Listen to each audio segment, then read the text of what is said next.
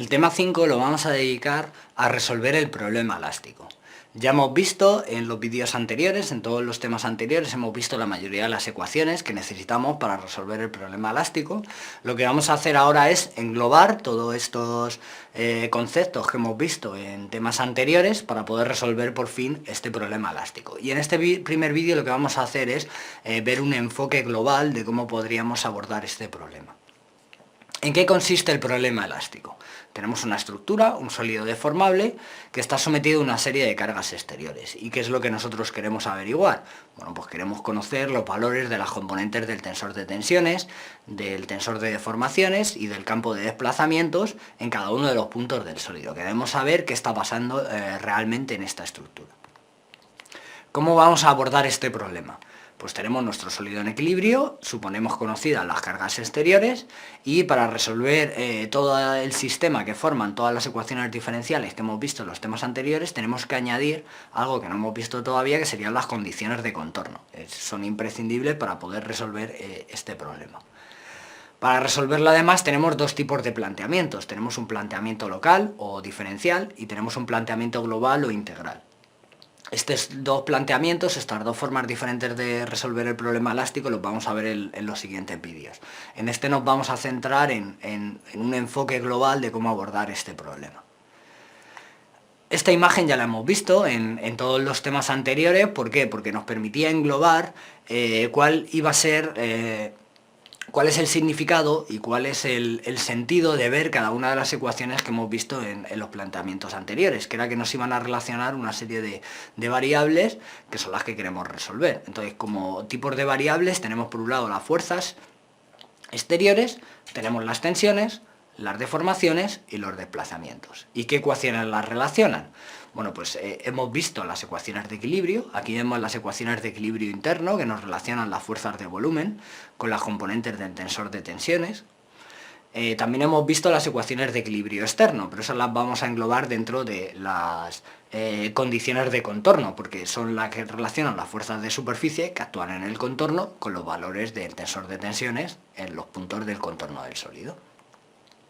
Además también teníamos pues, las ecuaciones de compatibilidad. Las ecuaciones de compatibilidad eran unas condiciones que tenían que cumplir el campo de deformaciones. No podían tener cualquier forma las funciones que definen las componentes del tensor de deformaciones, sino que tenían que cumplir una serie de condiciones que incluíamos en las ecuaciones de compatibilidad.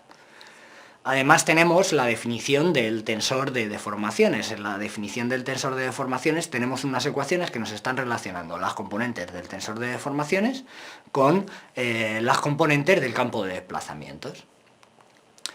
Y bueno, pues también teníamos que incluir las ecuaciones constitutivas. En las ecuaciones constitutivas lo que hacemos es relacionar las componentes del tensor de tensiones y las componentes del tensor de deformaciones. De modo que ya tenemos un conjunto de ecuaciones que nos van a permitir definir este sistema. Entonces, si sumamos todas las ecuaciones, pues hemos visto 3 ecuaciones de equilibrio, hemos visto 6 ecuaciones de compatibilidad y hemos visto 6 ecuaciones constitutivas. En las ecuaciones de compatibilidad, alternativamente, podemos utilizar las ecuaciones que definen las 6 componentes del tensor de deformaciones, pero seguirían siendo 6. De modo que en total tenemos 6 más 3, 15 ecuaciones diferenciales que tenemos que resolver.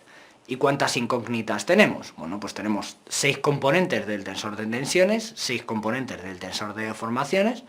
Recordar que estos tensores son matrices 3×3, pero como es simétrico, únicamente hay 6 incógnitas.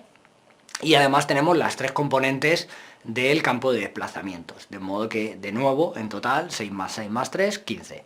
15 ecuaciones, 15 incógnitas. En teoría podemos resolver este problema si añadimos, por supuesto, las condiciones de contorno. Entonces, ¿qué condiciones de contorno vamos a aplicar? Tenemos dos tipos de condiciones de contorno. Las condiciones de contorno de Newman lo que nos relacionan es, bueno, lo que ya hemos visto como ecuaciones de equilibrio externo. Es decir, nos van a relacionar los valores de las fuerzas exteriores que actúan en la superficie del sólido con las componentes del tensor de tensiones en esos puntos de la superficie del sólido. Otro tipo de condiciones de contorno que podemos tener son las condiciones de contorno que llamamos de Dirichlet, que están expresadas en desplazamientos, es decir, en algunos puntos del sólido lo que conozco es los desplazamientos. Normalmente estas condiciones de contorno, el valor del desplazamiento que conocemos es cero. Si el sólido está fijado en un punto, pues el valor del desplazamiento en ese punto es cero. Pero como término general podríamos conocer el valor del desplazamiento y que no fuera nulo.